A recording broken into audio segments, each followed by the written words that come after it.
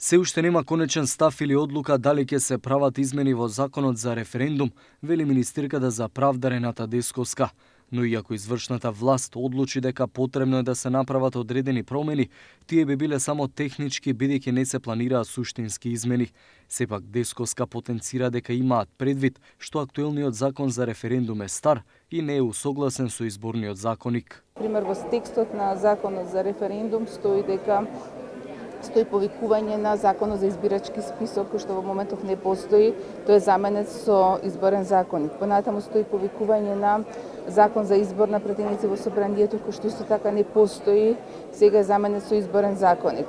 Исто така делот кој што се однесува на заштитата на правото на гласање се разликува од заштитата на избирачкото право.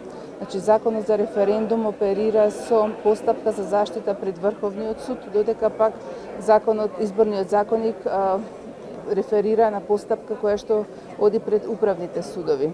Меѓу другото, Десковски изјави дека референдумското прашање ќе го дефинира собранието, но до денеска од нејзиното министерство не било побарано да почнат активностите за референдум.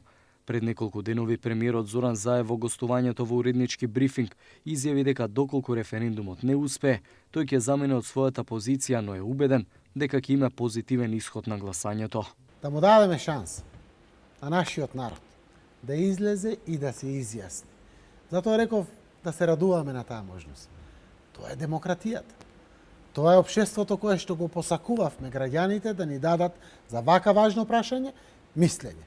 Референдумот за името неизбежно се поврзува и со Државната изборна комисија која неколку месеци е без членови и чека избор на нови. Се очекува следната недела да почне собраниската процедура за пополнување на празните места во ДИК, кој треба да го организира и спроведе референдумот.